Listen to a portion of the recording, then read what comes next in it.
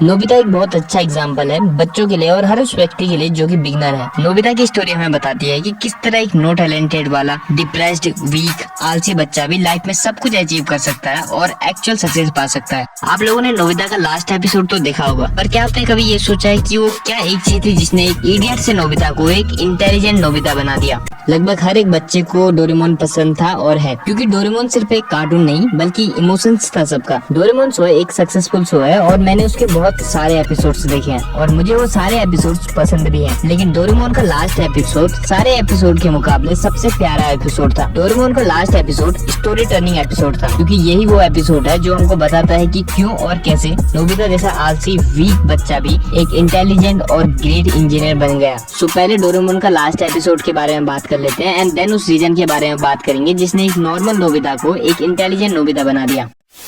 तो डोरेमोन का last episode कुछ इस प्रकार स्टार्ट होता है। प्रेसिडेंट डेकिसुगी, सुनियो और जियान टीवी में नोबिता का इंटरव्यू देख रहे होते हैं। डेकिसुगी कहता है, हाँ ये वही नोबिता है जिसको रोबोटिक टेक्नोलॉजी का सबसे ज्यादा ज्ञान है। सुनियो और जियान बचपन के दिनों की बात करते हैं और जियान कहता है कि उनको नोबिता को भी कॉल करना चाहिए, जिसमें डेकिसुगी कहता है कि नो, मैं आज सिर्फ तुम दोनों से ही बात करना चाहता था। तुम्हें डोरेमोन तो याद है ना? जिसमें सुनियो कहता है कि उन यादगार पलों को भुला देना कठिन है और जियान थोड़ा एग्रेसिव हो जाता है और कहता है, मुझे ये सुनकर झटका लगा, पर हम सब दोस्त हैं, क्या हम एक दूसरे के लिए अपनी जान खतरे में नहीं डाल सकते? लेकिन इससे हम सबका फ्यूचर बदल गया। और डेकिसुगी कहता है कि डोरेमोन सडनली गायब हो गया था और उसके बाद से ही नोबिता बिल्कुल बदल गया। इसको हम समय का खेल कह सकते हैं। इसके बाद 35 साल पहले का वो सीन दिखाते हैं जिसमें नोबिता रोते रोते गुस्से में डोरेमोन के पास जाता है और कहता है, डोरेमोन मुझे वो दो जो मैंने उस टाइम यूज किया था, मुझे वो अभी के अभी दो, मुझे वो चाहिए। इतना कहते ही डोरेमोन के हाथ से बुक गिर जाती है और नोबिता डोरेमोन से पूछता है, डोरेमोन तुम ठीक तो हो ना? अरे तुम कुछ बोल क्यों नहीं रहे, कुछ तो बोलो। डोरेमोन मेरे साथ मजाक करना बंद करो। और इसके बाद डोरेमोन फर्श पे गिर जाता है।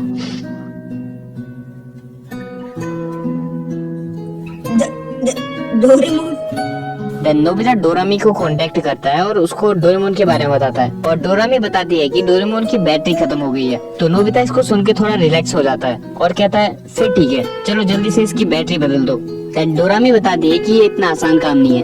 कैट रोबोट्स की बैटरी उनके कानों में होती है और डोरेमोन ने अपने कान पहले ही खो दिए हैं और इस हार में अगर हम डोरेमोन की बैटरी चेंज करेंगे तो डोरेमोन अपनी सारी याददाश्त खो देगा। एक तरह से कहें तो रीसेट हो जाएगा। वो अपनी याददाश्त पूरी तरह से खो डालेंगे। एक्चुअली पहले डोरेमोन के भी कान थे जो कि चूहों ने काट दिए थे और इसी वजह से डोरेमोन चूहों से डरता है। और जब चूहों ने डोरेमोन के कान काट दिए थे तो डोरेमोन बहुत ज्यादा डिमोटिवेट और सैड हो गया था। फिर डोरेमोन ने मोटिवेट होने के लिए एक लिक्विड पिया, जिससे वो मोटिवेट होने के बदले और ज्यादा डिमोटिवेट हो गया और रोने लगा और इतना रोया कि उसका कलर ही निकल गया और वो येलो से ब्लू में बदल गया। सो देन नोबिता कहता है कि ये बकवास है, सिर्फ बैटरी बदलने से याददाश्त कैसे जा सकती है, बहुत हुआ, मैं टाइम मशीन से फ्यूचर में जा रहा हूँ। नोबिता, रुको। नोबिता, क्या तुम ठीक हो? नोबिता पूछता है, ये टाइम मशीन कहाँ गई? देन डोरामी बताते हैं कि डोरेमोन की बैटरी खत्म होने की वजह से तुम टाइम मशीन यूज नहीं कर सकते और ना ही मैं वहाँ आ सकती हूँ, क्योंकि ये टाइम पेट्रोल के रूल्स हैं और टाइम पेट्रोल ने भी ये चीज पहली बार देखी है। साथ ही डोरेमोन की बैटरी लो होने की वजह से तुम डोरेमोन की पॉकेट भी यूज नहीं कर सकते और कुछ ही टाइम में हम दोनों भी डिस्कनेक्ट हो जाएंगे। तो नोबिता गुस्से में कहता है, इसके क्रिएटर को बुलाओ। तब डोरामी बताती है कि क्रिएटर्स की आइडेंटिटी रोबोट से छुपाई जाती है और अब हमारे पास सिर्फ दो ऑप्शन है। फर्स्ट, अगर टाइम पेट्रोल परमिशन दे तो मैं वहाँ आके डोरेमोन की बैटरी चेंज करूँ, जिससे डोरेमोन की मेमोरी तो चले जाएंगी लेकिन तुम्हें एक नया डोरेमोन मिल जाएगा। एंड सेकंड, या फिर तुम फ्यूचर की आने वाली टेक्नोलॉजी का वेट करो, इसका इंतजार करना पड़ेगा, जिससे हमें हमारे पुराने डोरेमोन वापस मिल जाएगा।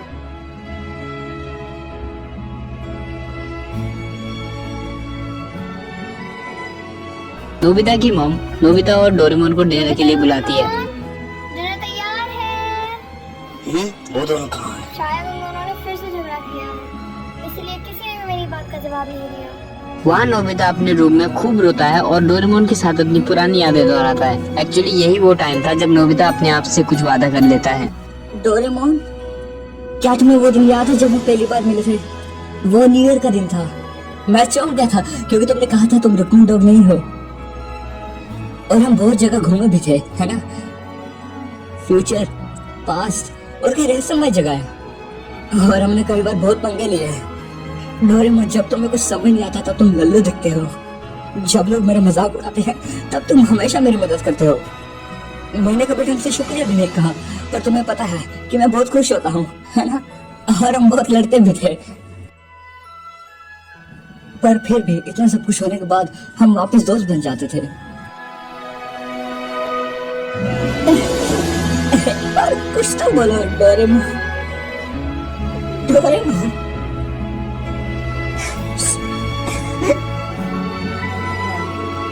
इसके बाद डायरेक्ट नेक्स्ट सीन दिखाते हैं जिसमें नोबिता यूनिवर्सिटी में होता है, और ये मेरा फेवरेट सीन है, जहाँ उसने टॉप किया होता है और उसको अपनी मार्क्स देख के कुछ फर्क नहीं पड़ता और वो वहाँ से जाने लगता है। तभी चिजुका नोबिता को रोकती है और कहती है, तुम तो बड़े कमाल के हो, तुम्हें हाईएस्ट मार्क्स मिले। बधाई हो नोबिता, तुम्हारे जैसा कोई भी नहीं है। शुक्रिया, पर क्लास का टॉपर बनना मेरे लिए काफी नहीं, ये सिर्फ ज्ञान है। मुझे अभी काफी मेहनत करनी है। अगर तुम अपनी बॉडी पर इतना ज्यादा दबाव डालोगे तो ये तुम्हारे लिए अच्छा नहीं होगा। बहुत टाइम हो गया है, हम स्कूल के पीछे वाले पहाड़ी पर नहीं गए, चलो वहाँ चलते हैं। थैंक यू शिजुका, पर इस बार नहीं, मुझे काफी काम है, तो अगली बार चलेंगे। अरे वो तो नोबिता है, टॉपर। फिर डेकिसुगी कहता है नोबिता बदल चुका है। नोबिता तो काफी बदल चुका है। जिसे सुन के शिजुका को गुस्सा आ जाता है और शिजुका कहती है, नहीं, वो नहीं बदला है। नोबिता अब बिल्कुल भी आलसी, कामचोर और जिंदगी में सब कुछ जल्दी जल्दी करने वाला इंसान नहीं रहा है। वो एक बहुत ही बहादुर इंसान है, तुम्हें पता है? डोरेमोन के जाने के बाद वो अपने ऊपर कुछ ज्यादा ही प्रेशर डालता है, बिना किसी को कुछ बताए। मैं समझती हूँ तुम्हें नोबिता। नोबिता, शिजुका, मैं कुछ भी कर उसे पिकनिक पे बुलाऊंगी ही। नोबिता! इसके बाद सीन चेंज होता है और 35 साल बाद का सीन दिखाते हैं जिसमें जियान, सुनियो और डेकिसुगी बात कर रहे होते बहुत हैं। कुछ खराब हुआ जिसने भूतकाल को बदल डाला। सही कहा तुमने, अभी तक हमारे दौर में ज्यादा प्रगति नहीं हुई है। डोरेमोन एक रोबोट था जो भविष्य से आया था। असल में हमारी प्रगति बहुत धीमी रफ्तार से चल रही है। सही कहा, जब हम छोटे बच्चे थे तो हम फ्यूचर को कैसे सोचा करते थे कि जब हम बड़े होंगे तो फ्यूचर की यात्रा कर कर आएंगे।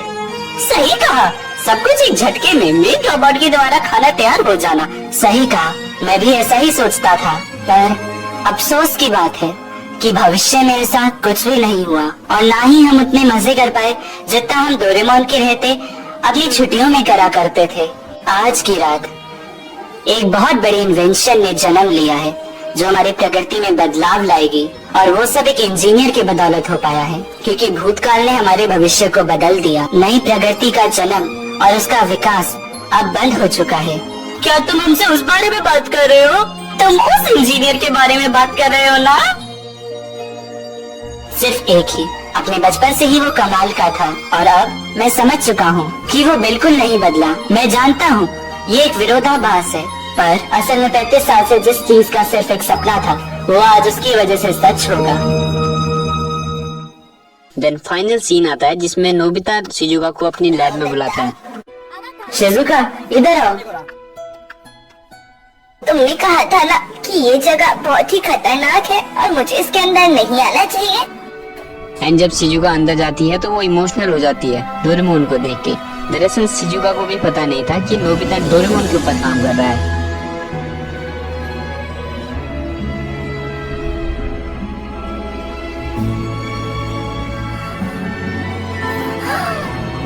डोरेमोन,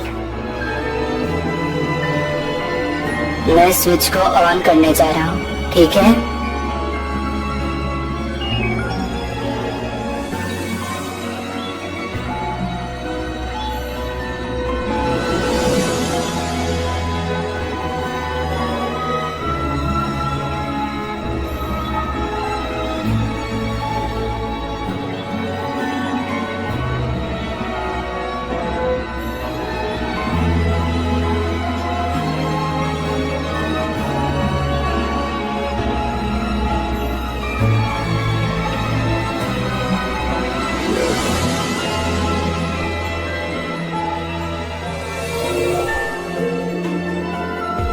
नोबिता, क्या तुमने अपना होमवर्क कर लिया?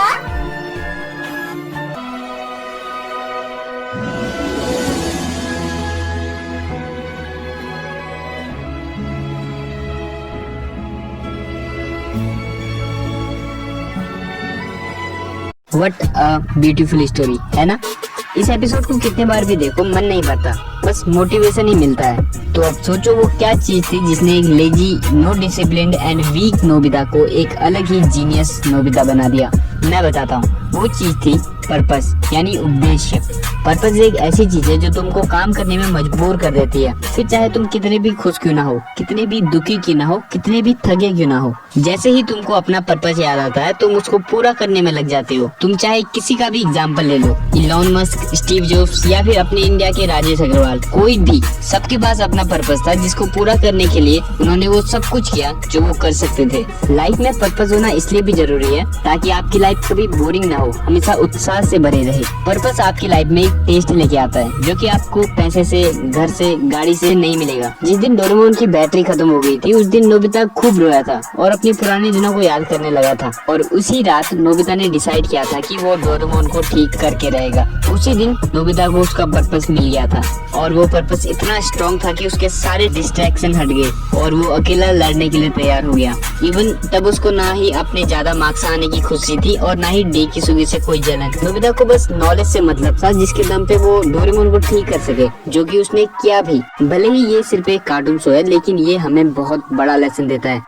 यहाँ पर कुछ सवाल उठते हैं कि हम अपने पर्पस को कैसे ढूंढें, कैसे अपने पर्पस को बनाएं और कैसे उसे सिलेक्ट करें। हमारी लाइफ का तो कोई पर्पस ही नहीं है, तो चिंता ना करो, पहले ये सुनो। डोरेमोन की बैटरी खत्म होने से पहले तक नोबिता का भी कोई पर्पस नहीं था, बट डोरेमोन की बैटरी खत्म होने के बाद नोबिता को उसका पर्पस मिल गया था। तो अगर आज आपका कोई पर्पस नहीं है, इसका मतलब ये नहीं कि कल भी तुम्हारा कोई पर्पस नहीं होगा। तुम्हारे साथ कुछ भी ऐसा हो सकता है जो तुम्हें तुम्हारा पर्पस दे दे। बस अपने पर्पस को ढूंढते रहो और बाकी काम तुम्हारा सबकॉन्शियस माइंड करेगा।